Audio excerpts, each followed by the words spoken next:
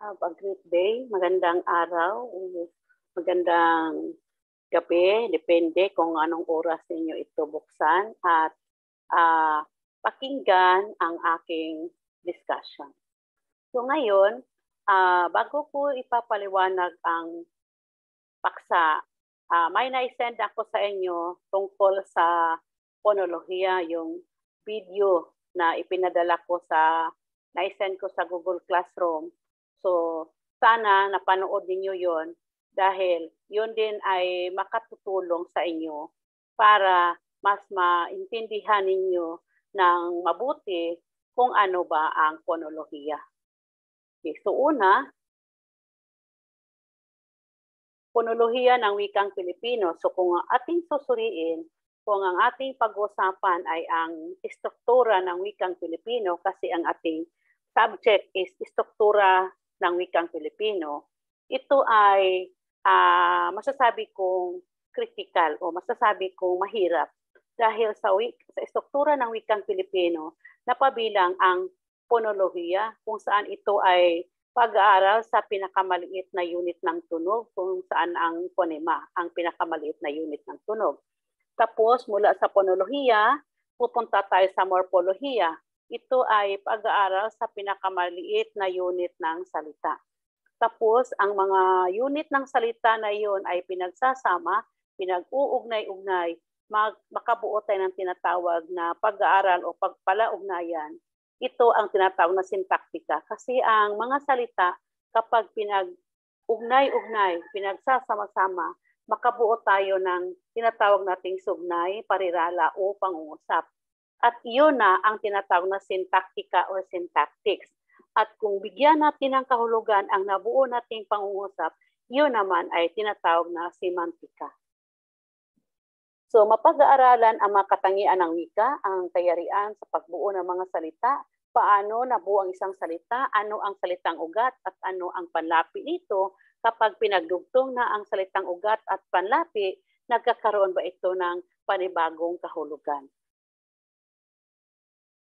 Nagsisimula ang pag-aaral ng wikang Pilipino sa pag-aaral ng mga tunog na bumuo rito, tinatawag na phonolohiya. Yung sinabi ko kanina, ang pag-aaral ng mga tunog na letra o titik sa salita. Binubuo ng mga makabuluhang tunog ang wikang Pilipino.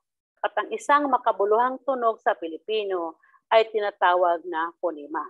Okay, so bilang halimbawa dito, kung bigyan natin ng halimbawa ito, ang salitang laso. So kung tatanungin ko kayo, ang laso ay ilang tunog? So sabihin nyo dalawa. So kapag sabihin ninyong dalawa, yan ay pantig. So ang salitang laso o ang morpemang laso ay binubuo ng 4 na tunog. E anong tunog anong tunog o ano-anong mga tunog mayroon ang salitang laso? Ito ay ang la, a, sa, o. So yan ang 4 na tunog. So ang tunog na yan ay mahalaga. Kapag inalis natin ang tunog la, so nagiging aso. So, ibig sabihin, kung aso is dog, kapag aso ay smoke. So depende kung ano ang ating pagpapakalugan. So ito ay matatalakay natin dito sa phonolohiya. So mahalaga, pinakamalaga ang isang tunog dahil maaari itong nakapagbabago ng kahulugan ng isang salita kapag ang isang tunog ay mawawala. Halimbawa, manatili ang tunog la at mawala ang o. So last, walang kahulugan. So, yun ang ibig sabihin. Okay, ang 25 ponemang Filipino ay ang sumusunod. So kung titingnan natin, may 25 ponema sa Filipino. Ito ay ang patinig na a, e, i, o, u. No, so yan. Hindi natin basta a, i, o, o, i, a. Dapat a, e, i, o, u. So yan ang tinatawag na 5 patinig. Samantala sa katinig naman, ito ay binubuo ng mga litrang ito.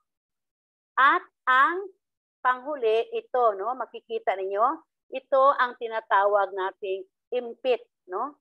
Ito ay parang question mark, patanong o question mark. ngunit walang tuldok sa ibaba. Ang tawag nito ay isang glutal, no? Impit na tunog. Okay, malalaman natin yan kung anong gamit. So sa 25 ponema ng Pilipino, lahat ay kinatawa ng titik o litra sa paraang pasulat maliban sa tunog na impit o glutal na pasara na inirepresenta sa pamamagitan ng tudik o di kaya gitling. So ang glutal na yon ito, no? Ang glutal na yon ito ay irepresenta ito, maaaring makikita ito kung ginagamit ito ng tuldok o malaking titik o kaya gitling kapag ginagamit na sa salita. So, mayroon tayong tinatawag na, so hindi ko natatalakayin itong articulatory phonetics dahil ito ay na-discuss na noong na-send ko sa inyo na video. Okay, ang salitang oso ay binubuo ng 3 ponema. U, sa, o. So, tandaan niyo kapag nakakulong ng virgules, kani ang tawag aning dalawang guhit na ingon ana, itawag na siya sa English og virgules, virgules. So kapag makikita ninyo na ang ito ay nakakulong nasa gitna ng dalawang virgules, babasahin ninyo ito as ponema, tunog. So, u, sa, o, dili kay u, s, o, dili. So, basahon nato kung u is o kani basta wala nakakulong sa dalawang guhit na ito. So, ang o, uso ay binubuo ng 3 ponemang u, sa, o. Makabuluhan ang bawat isa.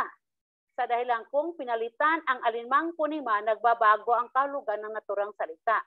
Halimbawa, ang ponemang o ay papalitan natin ng a.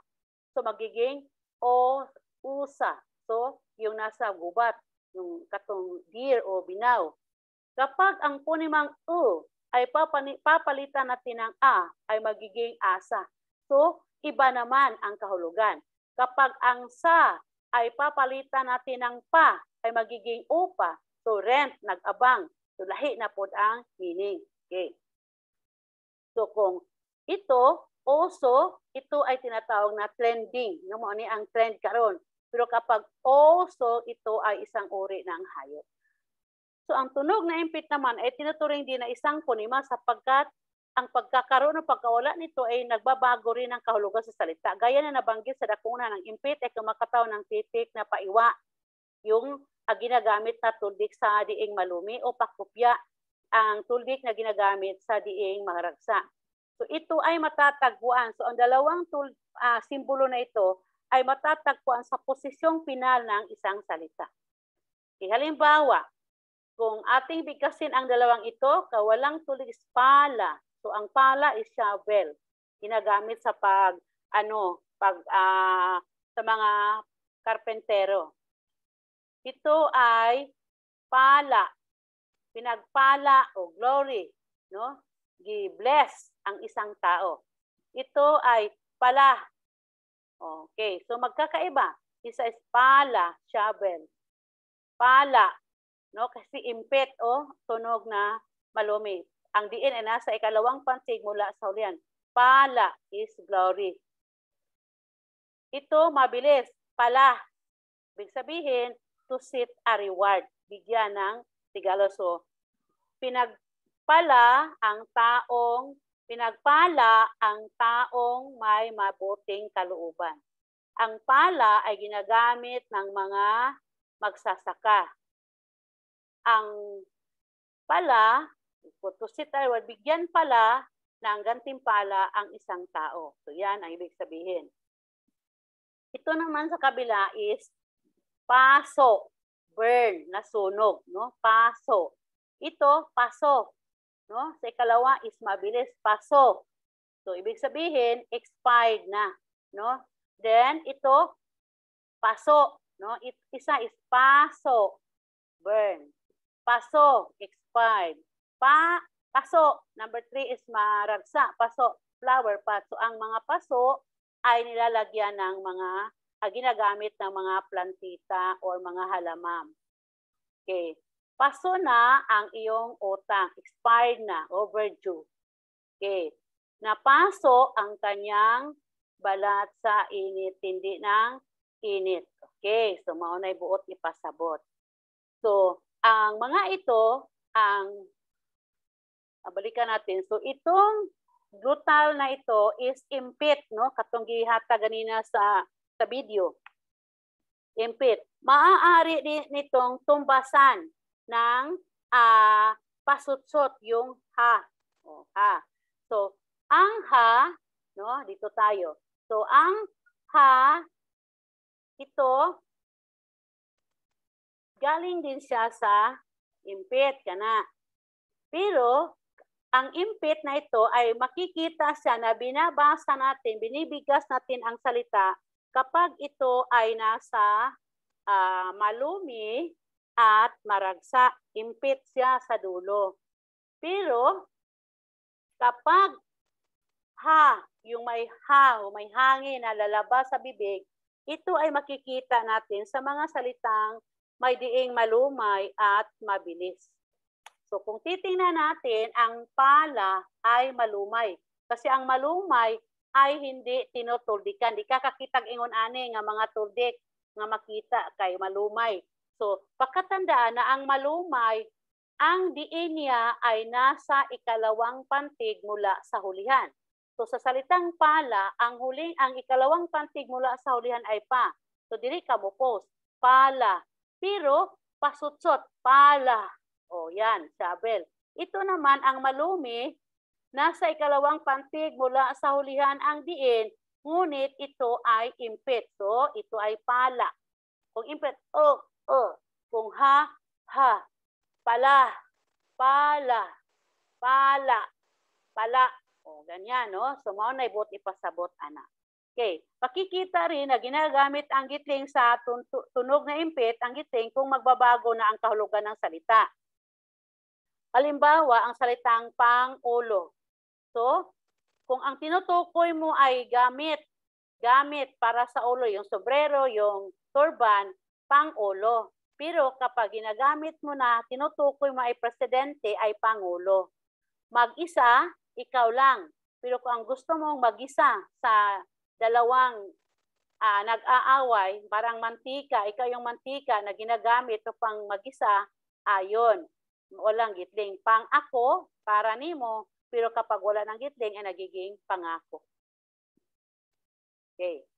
So sa pagsasalita, no, ito rin ay nasa video na, yung unang video ko na ipinadala sa inyo na may tatlong sangkap, di ba? Yung resonador, articulation, at ang pinanggalingan o yung tinatawag nating enerhiya.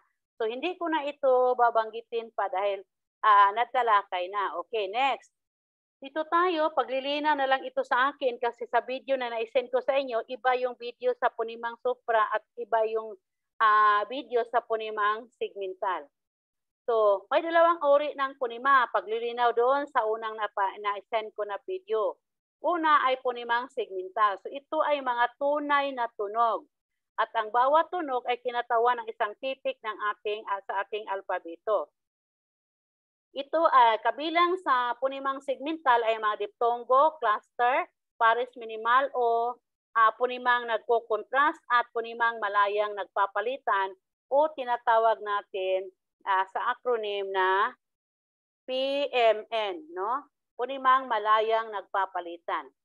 So dito, kung mag-aaral na tayo ng punima, ay may 21 punimang segmental. Okay, unsa man to siya? 5 ang patinig, mauni siya, 5 ang patinig, a, e, i, o, u. At may 16 na katinig. Ito ang mga katinig sa bakadang Tagalog. So ang pang-16, ang ika-16 ay itong impit na to na binanggit ko kanina na maaaring impit o pasara at maaari itong pasutsot. Pasutsot meaning yung may S, yung may ha, hangin na lalabas sa bibig kapag binibigas ang salita. Sa ating palabaybayan, ang impit ay hindi binigyan ng katumbas na titik. Sa halip, isinama ito sa palatuldikan at itumbasan ng tuldik na paiwa. So paiwa, ito ang tuldik na ginagamit kapag malumi. Sa dahilang ito hindi normal na tulad ng ibang punima. Mahalaga ang impit o tuldik na paiwa sapagkat nakapagpapaiba nito ng kahulugan ng salita kapag inilagay sa huling pantig ng salitang nagtatapos sa patinig. Ang tawag dito ay glutal o impit na tunog. So, ang impit na tunog o glutal ay tinuturing isang punimang katinig sa Pilipino, bagamat hindi ito ipinakikita sa ortografiya. Hindi ito makikita sa ortografiya ng ating wika. Dahil ito ay simbolo, no? Makikita ito sa mga grapema. Malaga ito sa isang salita sapagkat nakapagbabago ito ng kahulugan ng dalawang salita na pareho ang baybay. Okay, halimbawa, unang salita is bathrobe. Ito ay bata. Okay. Ito ay bathrobe. Ito ay bata is child. Okay. So, bata is bathrobe. Yung ginagamit natin kapag naliligo pagkatapos, yun ang ating isinuot. Then, kapag sabi natin ang bata is child. No? Then, halimbawa pa, ang kaibigan, yan ay friend. So, dito tayo mo-pose sa B. No? May tuldok. So, saglit na paghinto, yung narinig nyo sa unang video. Kaibigan, friend. Kapag walang paghinto, diretso ka is kaibigan, is sweetheart. So, iba, kung sabihin mo ang aking kaibigan, sweetheart ang tinutukoy mo sa kanya. Kapag sabihin mo kaibigan ay friend. Pareho sa pako, nail. Pako, fern. No? Pako is nail, lansang. Pero kung sabihin mong pako, fern. No? Yung ginagamit uri ng halaman o uri ng gulay. Then, tubo. Pasutsot kasi may H dito, may ha. So, ang di nasa to. Tubo. Pipe ang tinutukoy. Mabilis, no? Walang diin. So, tubo. Ito ay malumay. Tubo. Pipe. Tubo. Kasi may H. So, ha. Tubo. Sugar cane. Next, ang pangatlo. Tubo is gain. No? Tubo is gain. Yung ang ginansya. Yung tubo is gain. Yung ginansya. Next, ito. Kanina na naman ino. Paso. Paso, paso, paso, paso. Ito ay paso. Ito ay paso. Overdue. Ito ay paso. Okay. So, yun. So, ang uri ng punimang segmental, una ay ang punimang malayang nagpapalitan o tinatawag nating PMN. So, dito sa punimang malayang nagpapalitan, tawag sa mga pares ng mga salitang magkapariho ang kahulugan at may isang punima na malayang nagkapalitan at hindi nagbabago ang kahulugan. So, buti pa sa botani, mga punima nga, free sila magbaylo-baylo. Ngunit, hindi nagbabago ang meaning. Sa wikang Pilipino, may mga punima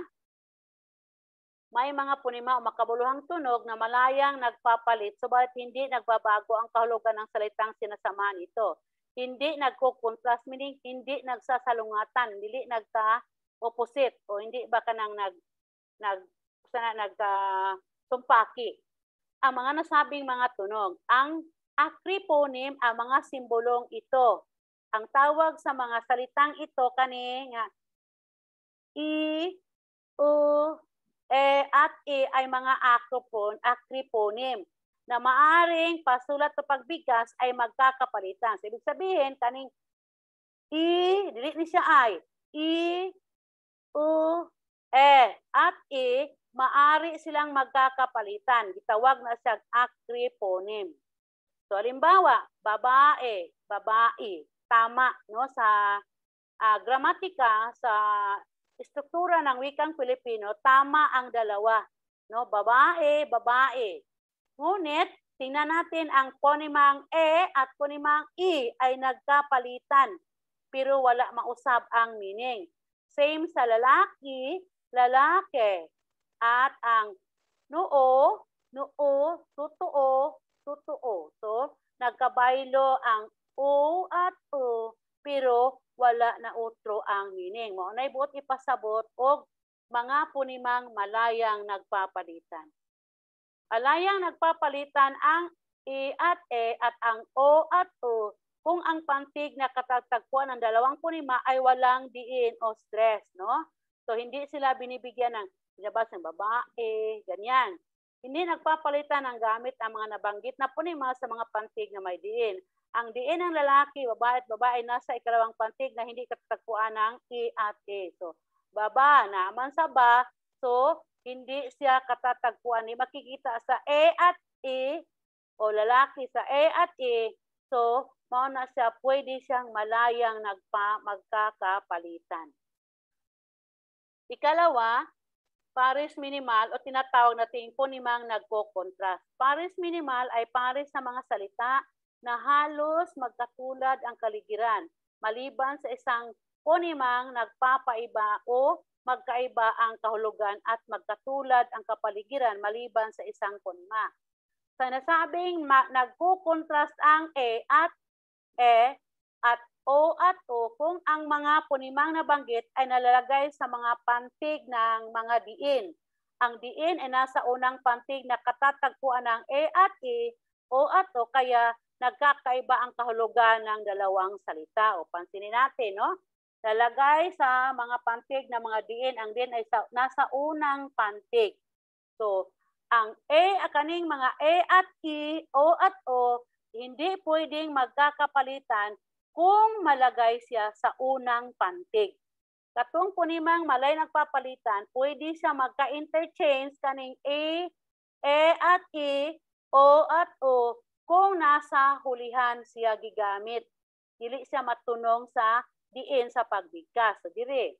Kaya halimbawa, misa stable, misa is seremonya sa Katoliko, yung mass. Boss, bus, no? Ito ay sasakyan, ito ay boss, amo. Tela is cloth, tila, hindi ka sigurado. Ang uso ay trending at ang oso ay isang uri ng hayop. So, pareho sa pala, ito rin ay tinatawag na pares minimal. Kaya ang pa. So, kung tanaw na to, kaning ba at bala at pala, halos magkatulad na magkatulad. Pero, sa pagbigkas, may isang ponima na nagpapaiba at magkaiba ang kahulugan. So, ang pala, bala, tula, dula, tinda, tinta. So, ang da, at ta, apa, aba. So, ang pa at ba, ilog, la, irog, ra, wari, yari. So, kung tanaw na to ni sila, halos magkatulad na magkatulad ang kaligiran maliban sa isang ponima. O, naigitawag o pares minimal o punimang nagko-contrast. Okay, sunod. Ikatlo ay ang diptonggo. Magkasunod na patinig at malapatinig. Kung saman itong mga malapatinig, ang wa at ya, maunay gitawag og malapatinig sa ating alpabetong. Wa at ya ay malapatinig. So kanang diptonggo nabuo siya sa pamamagitan ng pagsasama ng patinig na a, e, i, o, u at ang malapatinig na wa at ya. Kaya may iw, i, ay, aw, uy, at oy. Okay, mauna diptonggo. Aliw. So, ang diptonggo ay ang iw. Sabaw, ang diptonggo ay aw. Kapag pinapantig mo ito, ay isang pantig siya. Hindi siya pwedeng magkahiwalay. Aray, giliw, butaw. Okay, halimbawa, kung isusulat ko, aliwan. Tatanungin kita, may diptonggo. Sabihin ninyo mayroon, wala. Walang diptonggo. Kasi kapag binibigkas na natin, pinapantig natin ay a, li, wan. So, tatlong pantig na. A, li, wan. So, wala nang diptonggo. So, kapag tandaan, kapag pinapantig na natin ang isang salita, ay hindi na natin makikita kung may diptonggo o wala. Kaya hindi natin makonsider na diptonggo. Okay, iba pang halimbawa. Kung sabaw, sabawan. Okay, kung sabaw lang is may diptonggo na aw. Pero kung Lagyan ko ng hulaping an, hulapi sa uliha, sa ulahi, an, nagiging sabawan. So, sabawan, wala na siyang diptonggo. Pero, kapag sabihin kong Reyna ay may diptonggo. Reyna. So, ang diptonggong A. So, yan ang ibig sabihin ng diptonggo. Next cluster. Magkasunod na katinig sa loob ng isang pantig. Kilala ito sa tawag na kambal katinig. So, ang cluster at kambal katinig, iisa lang yan. No? Cluster man, ma'am, hindi man kambal katinig. No, isa lang. Cluster at kambal katinig, pariho sila. Magkasunod na kambal katinig sa loob ng isang pantig. Kilala ito sa tawag na kambal katinig. Halimbawa, puwersa. So, ang pa at wa o PW ay ang kambal katinig. So, mga nagitawag siya cluster. Ang druga, ang da at ra o DR ay cluster. X, so ang cluster dito ay dalawa, ang KS at saka ang TR, cluster. Sa Dracula, ito ay ang DR, ang cluster. So, sa yun tayo, kapag cluster, magkasunod na katinig. No? Kung samantong katinig, itong baka, daga, halamana ng para sa tawaya. Kung magkasunod na silang duha, maunay gitawag o cluster. Na kapag pinapantig mo, ay hindi maghiwala isang pantig. Pero itong puwersa, kapag lagyan ko ng O ay puwersa, ay wala na siyang cluster. Okay. Next, dito na tayo sa punimang suprasegmental. So, ang mga punimang suprasegmental ay tumutukoy sa mga makahulugang unit ng tunog na karaniwang hindi tinutumbasan ng mga litra sa pagsulat.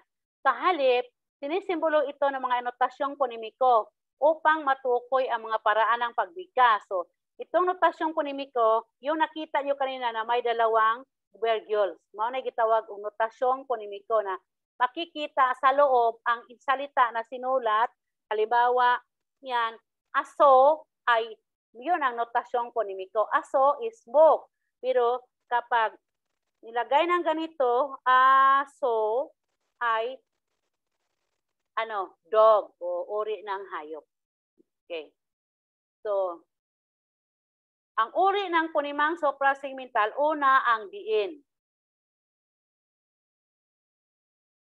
Itong diin ay ang lakas, bigat o bagyang pagtaas ng tinig na sa pagbigkas ng isang pantig sa salitang binibigkas. Salitang may isang tunog. Ang pagbabago ng diin ay nakapagbabago sa kahulugan. So, halimbawa, basahin natin ito, hiram lamang, sabihin natin lamang, iba naman ang meaning. Hiram lamang ang buhay, life, ng tao. Sila lamang. So, hindi lang sa tuldok makikita ang diin kapag ito rin ay isinulat ng capital letter. So, kung capital letter lahat, doon ang diin. Doon mo bigyan ng lakas o bigat ng iyong pagbigkas ng salita. Okay. Hiram lamang ang buhay ng tao. Buhay is life. Sila lamang. Ibig sabihin, sila lang. Ang buhay, alive, sa naganap na sakuna. Kaya masasabing lamang sila. Okay. Ang lamang na to, ang di na samang, lamang is nakakahigit. Ang lamang na ito, kanang maulang, igura, dihara taman, maunay bote pasabot. So, ang lamang at lamang ay magkakaiba ang meaning. So, maunay bote pasabot o diin. Ang buhay at buhay ay magkakaiba rin sila kapag ginagamitan na natin ng diin. Ginagamit ang simbolong tutuldok upang matukoy ang pantig ng salita na may diin. Sa Pilipino, karaniwang ng may diin ang salitang higit sa isang pantig. Malimit din kasama ng diin ang pagpapahaba ng patinig tulad nito. Itong tutuldok, itaas nimo, kanang pahabain ang pagbigas maging bahay. Okay, tirahan. Ito, pagpapahaba, lengthening. Kaibigan, friend. Simbolo, sagisag. Okay. So dito, makikita sa ibaba ang iba pang halimbawa na binibigyan ng diin. Ito ay bala, Kasi pasutsot, may ets. Oh. Bala, bolet. Bala, threat. Babala ka ng threat. Sana ka ng adlukon bitaw ka. Kanang, ano yan sa Cebuano yung threat. Basta may babala ka ng gi-threat ka, gihadlo ka. No? Then, tubo. Kasi kung may tandaan, kung tutuldok, duha ka perioda, tutuldok ang tawag, mahaba ang pagbigkas, i-prolong. Kung may ets, ha, meaning ang pagbigkas mo ay may ha. Pero kung ito ang makikita mo sa dulo, ito ay impit. Ito, walang tutuldok, ibig sabihin, ito ay maragsa. Bala, threat. Tubo, ho. Tubo, pipe. Ito, tubo, okay, sprout. Tubo, no, mabilis. Ang diin ay nasa huli, ha. Tubo, sugar cane. Okay, paso, flower pot. Paso, napaso, paso, burn. Paso, expire na. Kasama, companion. Ito, kasama. No, kasama. Hindi po siya kasama. Kasi hindi impit dito, hindi question mark yung aglutal, kundi ha, pasutsot. So, kasama, companion. Kasama, tenant. Ito, manggagamot, doktor. Kung mangga, gamot, to treat. So, lahi ang meaning. Kung mingon ka, kasi itong N na ito ay NG ito sa International Phonetic Alphabet. Ang NG na yan ay sumisimbolo ng sinisimbolo nito ang ito NG. Yan ang ibig sabihin ng E na to, ito ay NG sa IPA, International Phonetic Alphabet. Kaya kung magnotasyong ponimiko na, ito na ang makikita. Manggagamot, doktor. Pero kung bigkasin mo na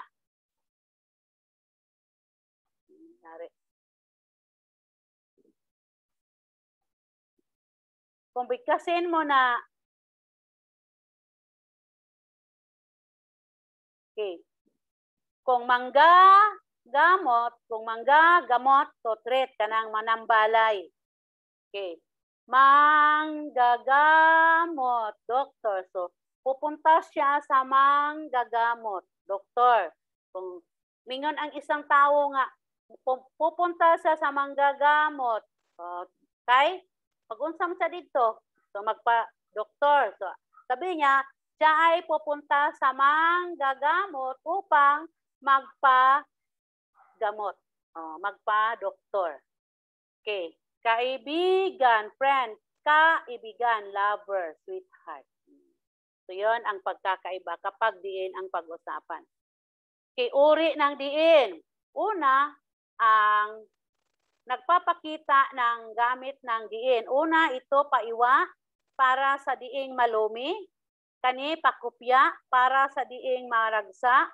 Ito pahilis para sa diing mabilis. So tandaan na may 4 na uri ang diin. Malumay, malumi, maragsa, at mabilis. So kung paiwa, maunay tuldik simbolo na ang salitang iyan ay nagtataglay ng diing malumi. At ang tuldik na ito ay nagsasaad na ito, ang salita ay bigkasin ng diing pakupya at ito naman ay bigkasin na sa diing mabilis dahil pahilis, no, ang diin. Okay, una, malumay. Binibigkas ito ng may diin sa ikalawang pantig muli sa huli o inyong jibang timanan. Ang mga salitang malumay ay hindi tinutuldikan, no? So ang malumay hindi tinutuldikan. Hindi nyo kakikitaan ang tuldik na paiwa, tuldik na pahilis, o tuldik na mabilis. Pero, ang diin niya, ang bigat ng inyong pagbigkas ay nasa ikalawang pantig mula sa hulihan. Nagtatapos sa katinig o patinig. Halimbawa, tao. Di po kayo, tao. Tao is, mabilis. Tao. Silangan. So, ang diin nasa la. Silangan. Sarili. Nanay. Kung ikaw, nanay. Iba naman namin. Nanay. Sarili. Silangan. Tao. Yan. Hindi siya malumay. Kaya ingon man nga ang malumay, ang pantig, Ang diin ay makikita sa ikalawang pantig mula sa huli, so magiging tao, silangan, sarili, nanay. Dili mo kakita, hindi makikita dito na may mga tuldik na ito, no, kani paiwa, kana pakopya, kana pahilis. Dili siya makita kung malumay ang diin. Ngunit tandaan na ang diin ay nasa ikalawang pantig mula sa hulihan at ito ay ang pagbigkas kapag nagtatapos sa patinig ay pasotsot. Halimbawa, tao, o tao, may lalabas na hangin. Mao na gitawag pasotsot. Samantala, ang mabilis, pareho sila pasotsot. Ang mabilis, binibigkas ng tuloy-tuloy na ang diin ay nasa huling pantig, ngunit walang impit sa dulo. Ginagamitan ng tuldik na pahilis. Halimbawa, bulaklak, o ito, paspas. Kaning mabilis, paspas siya. Adtor kamuhunong muhinto sa pinakadulo, kinaulahi ang pantig ng salita at ito rin ay pasotsot. Bulaklak, bumili. Okay. Kung sabihin mo na, bumili, malumay na to. Bulaklak, malumay. Kung sabihin mo, bumili, maragsa. Bumili, malumi. Pero kay diing mabilis man siya, kay ang kanyang tuldik ay pahili, so bigkasin mo ng bumili. Paspas, binibigkas ng tuloy-tuloy na ang diin ay nasa huling pantig, ngunit walang impit sa dulo. Ito ay pasotsot, yung may ha na lalabas sa bibig kapag binibigkas ang salita. Next, malumi. Tulad ito ng malumay na may diin sa ikalawa sa huling pantig, ngunit nagtatapos ito sa impit na tunog. So kung atong balikan, ang malumay o malumi, pareho sila na ang diin ay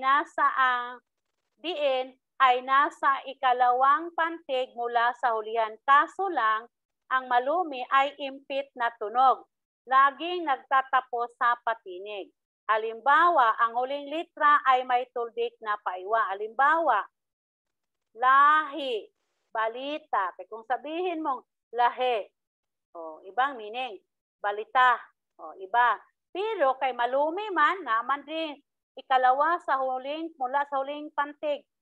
Ngunit nagtatapos sa impit na tunog, so lahi, balita. So yan, malumi.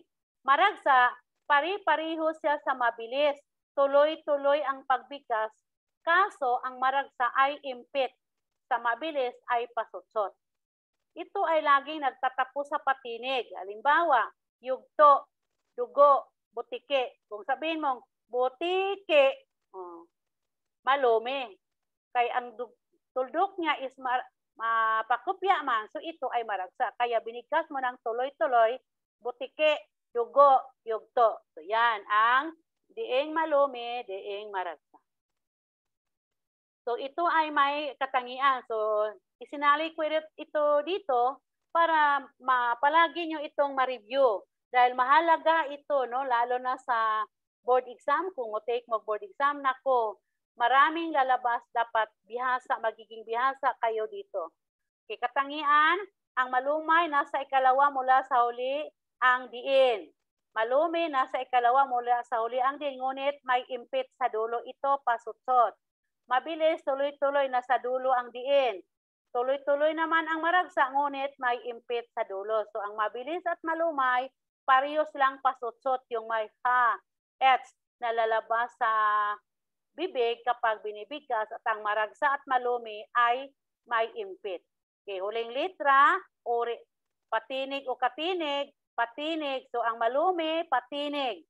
Ang mabilis, maaring patinig o katinig. Pareho sa malumay na nagtatapos, maaring patinig o katinig, pero ang malumi at maragsa ay nagtatapos talaga ng patinig. Okay, walang tuldik, paiwa, pahilis, at pakopya. Okay. Sunod, intonasyon o tono. Tumutukoy ang intonasyon sa pagtaas at pagbaba ng tinig sa pagsasalita na maaaring maghudyat ng kahulugan ng pahayag. Pagtaas at pagbaba ng tinig ay iniukol sa pagbigkas ng pantig. Hindi dapat ipagkamali ang intonasyon sa punto at tono ng pagsasalita. Ang punto ay tumutukoy sa regional na tunog o accent, no? Kana bang halimbawa sa mga Bisaya, ato ang gibigas ang salitang gawi sa Filipino, gawin nating gawi. Pero ang accent nato kay ang tama is gawi. Mao na ibot pasabot punto o accent. Maaring magkaiba-iba ang punto at tono bagamat isa ang intonasyon. So magkalahi man ang punto at tono, pero ang intonasyon ay isa. Okay, kung nagsasalaysay, dumating sila kanina. Maganda talaga si Rona. Pero kung nangangailangan ng sagot na oo o hindi, totoo, sila iyon, di ba? O yan, no? Kung paghahayag na matinding damdamin, naku, may sunog. Hoy, alis dyan. Pagbati, kumusta ka? Magandang umaga po. Salamat sa iyo. Pagsagot sa tanong, oo, aalis na ako. Hindi ito ang gusto ko. Pareho halimbawa sa sabi niyong, oo. Kapag pinipilit na kayo, sa iyo ba ito? Oo. Sa iyo ba ito? Oo. Ano? Oo. Ano? Oo. So, galit ka na. No? Talaga? Talaga. So, yan. So, sa pamamagitan ng intonasyon ninyo, maaring matutukoy o makikilala ng tao na ikaw ay galit. Diba? Minsan, may kausap kayo at nagtatanong. Tapos yung boses mo, yung intonasyon mo sa pananalita ay pataas, sabihan ka na, galit ka? Anong nangyari sa'yo? So yan ang ibig sabihin ng intonasyon.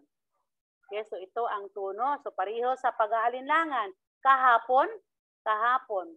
Talaga, talaga. Okay, so yan ang tono o intonasyon. Hinto, nangangahulugan ito ng pagtigil sa pagsasalita. Maaring huminto ng panandalian bila habang sinasabi ang isang pangungusap at maaring rin sa katapusan na ng pangungusap ang paghinto. Sa pagsulat, sinisimbolo ng kwet ang panandaliang paghinto at ng tuldok ang katapusan ng pangungusap. Sa mga pangungusap sa ibaba, nilagyan ng isang bar ito, no? Bar ang tawag kung sa hinto. Pero kung notasyong ponimiko, virgules ang tawag. Dito bar ang isang saglit na paghinto at ng dobling bar sa katapusan ng pahayag. Okay. So, halimbawa, Tito Juan Anton ang pangalan niya. So, sinasabi ang buong pangalan ng ipinakilala. Okay, so period. Tito Juan Anton ang pangalan niya. So, si Tito Juan Anton, maunay pangalan niya. Pagdating sa ikalawang pangungusap, Tito Juan Anton ang pangalan niya. Kinakausap si Tito o kaya isang tiyo at ipinakilala si Juan Anton. So, buti pa sa buti ikalawa, Tito. Dalawa na sila.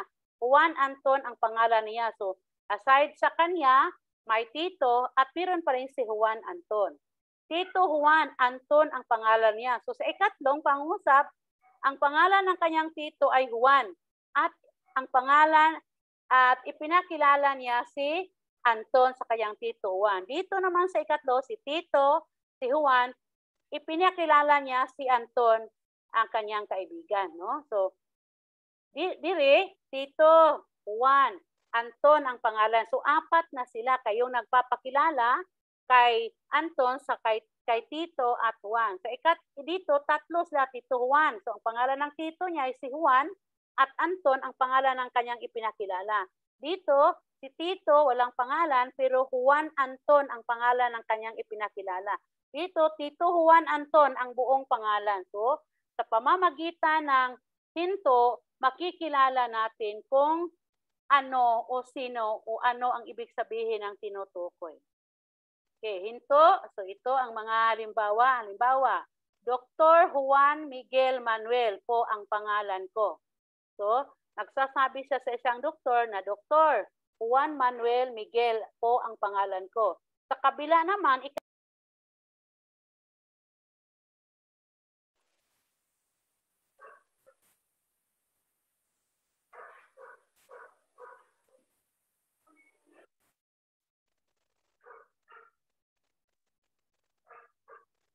okay. Then, notasyong ponimiko. Notasyong ponimiko ang simbolo sa pagsulat na kakitaan ng paraan ng pagbigkas. Kung hindi sa katinig, nagsisimula ang pagsulat ng salita, Nagsisimula ito sa glutal. At kung hindi naman nagtapos sa katinig, nagtatapos ito sa glutal o ha. Batay sa paraan ng pagbigkas. Ang tuldok ay nangalugang paghahaba ng tinig. So ito, aso, dog. Gabi, road crab. So ang aso, dog. Aso is smoke. Gabi, road crabs. Gabi, night. Buhay, buhay. Pako, pako. Tubo, tubo. Paso, paso. So yan ang notasyong ponemiko. Kanin sa ingon ani, kana kung guhit mao na gitawag og notasyong ponemiko, no, na makikita na natin kung paano natin bibigkasin ang isang salita. Okay, no? Pareho sa ibang halimbawa, kalayaan, freedom. Pagtitiis, suffering. Hindi kay pagtitiis, wrong, mabilis. Pagtitiis, suffering. Okay, thank you at maraming salamat po sa inyong pagbukas at pagbasa nito ng ating